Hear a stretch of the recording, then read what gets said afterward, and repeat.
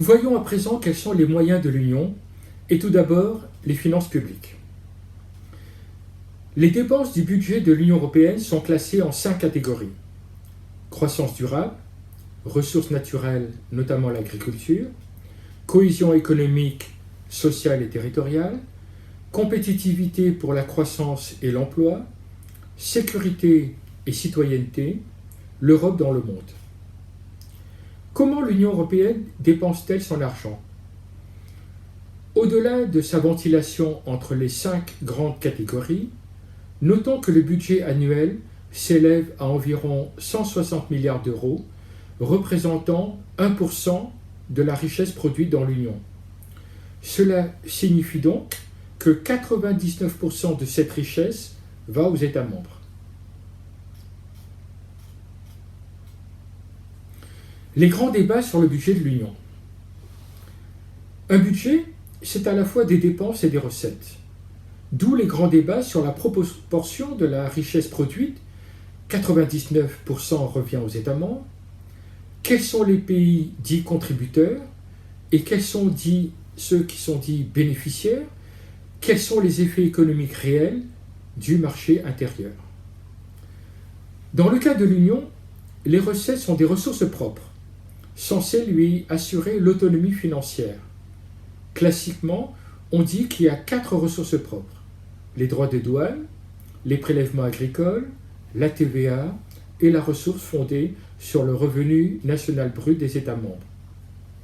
Cette dernière ressource étant devenue prédominante au fil du temps, quasiment aux 3/4, se pose la question de son caractère finalement contributif. Les investissements stratégiques. Lancé en 2015, le Fonds européen pour les investissements stratégiques est doté d'une enveloppe de 21 milliards d'euros provenant du budget européen et de la Banque européenne d'investissement, la BEI. Il vise à attirer des financements, en particulier des fonds privés. Le fonds investit dans des infrastructures numériques et énergiques, dans les transports, les petites entreprises, les projets verts et l'innovation. De 370 milliards d'euros d'investissement fin 2018, son objectif d'investissement a été porté à 500 milliards d'euros l'année suivante. Il est clair que la pandémie de Covid-19 a bouleversé toutes les prévisions économiques en raison des aléas des hypothèses sanitaires.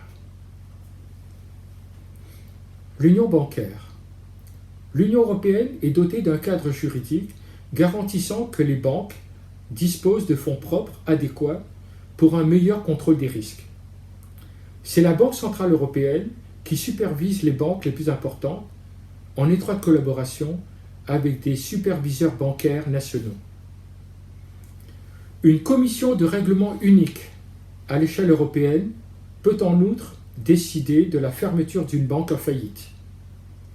Cette commission est soutenue par un fonds auquel les banques elles-mêmes contribuent, garantissant de la sorte que les contribuables n'auront pas à en subir les conséquences.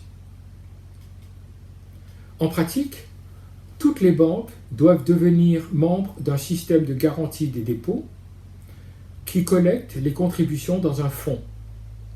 Les banques, membres d'un tel système de garantie, versent des contributions en fonction de leur profil de risque et d'autres facteurs. Les dépôts, qu'il s'agisse de personnes physiques ou d'entreprises, sont ainsi protégés par banque à concurrence de 100 000 euros par le système de garantie des dépôts dont leur banque est membre. L'euro. L'euro est la concrétisation la plus palpable de l'intégration européenne pour près de 350 millions de personnes qui l'utilisent chaque jour, ce qui en fait la deuxième monnaie la plus utilisée au monde. C'est actuellement la monnaie officielle de 19 des 27 pays membres de l'Union qui, ensemble, constituent la zone euro.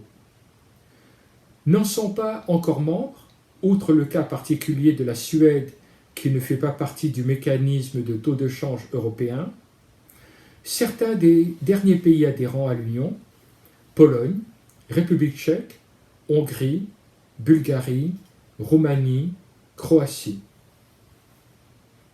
Pour pouvoir adhérer à la zone euro, les États membres de l'Union sont tenus de remplir des conditions économiques et juridiques contraignantes, dites critères de Maastricht. Tous les États membres de l'Union, à l'exception du Danemark, sont tenus d'adopter l'euro et de rejoindre la zone euro dès qu'ils satisfont à ces critères. Mais le traité laissait aux États membres le soin d'élaborer leur propre stratégie pour remplir les conditions permettant d'adopter l'euro.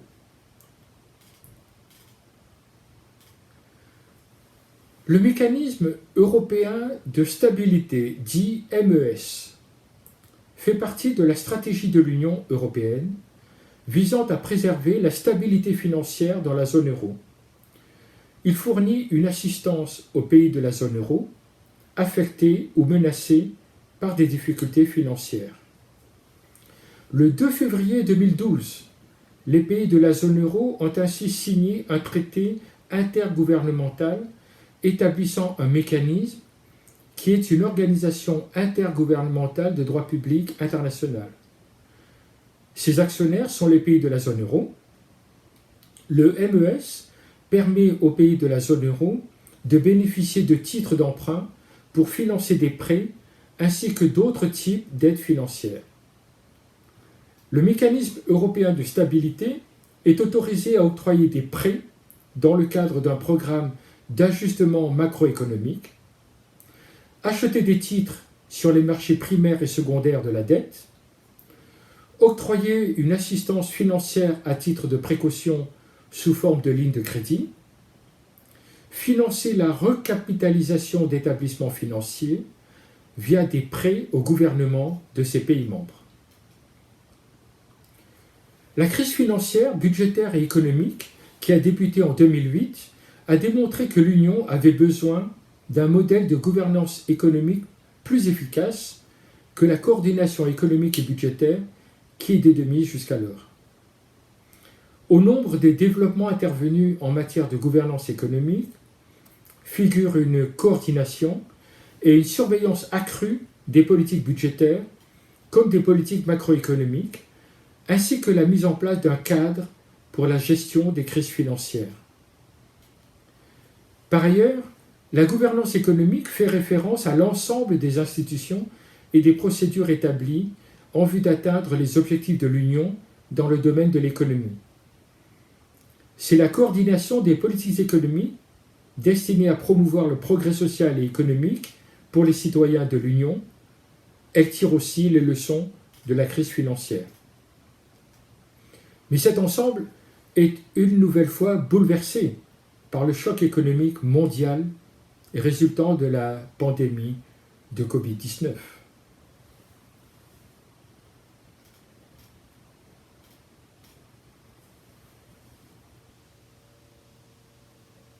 Bien, passons à présent aux questions.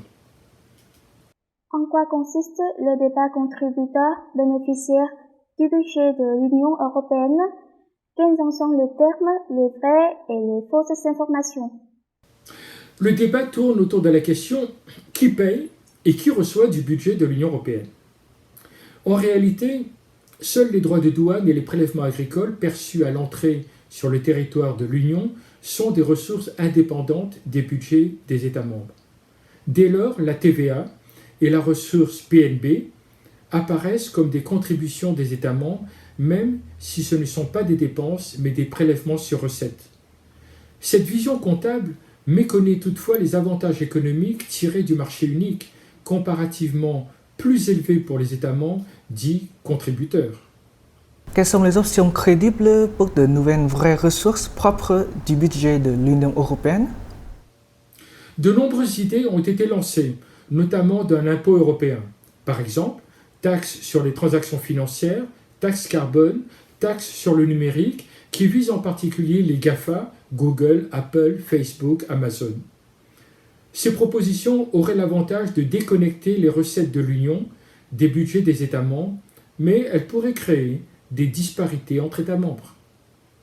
Pourquoi l'euro n'est-elle pas une devise mondiale de même importance que le dollar américain et est-ce qu'un objectif réaliste à long terme?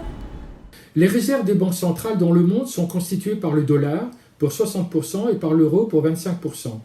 La faiblesse de l'euro est économique, insuffisance de gouvernance de la zone euro.